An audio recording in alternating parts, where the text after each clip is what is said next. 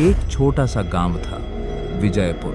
वहां के लोग बहुत अच्छे से जिंदगी जी रहे थे, सब शांति से रहते थे। लेकिन एक अमावस्या की रात गांव में एक बुरी शक्ति घुस गई, जिसका नाम था तुंग तुंग साहू। हर अमावस्या की रात सभी लोग एक अजीब आवाज सुनते थे, तुंग तुंग साहूर। अमावस्या में लोग बाहर जाने की हिम्मत ही नहीं करते थे।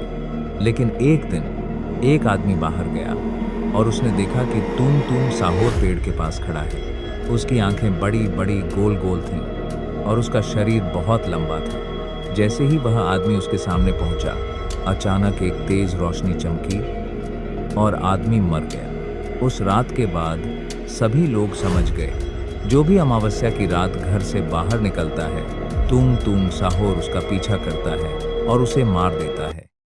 ऐसे वीडियो पाने के लिए सब्सक्राइब करें।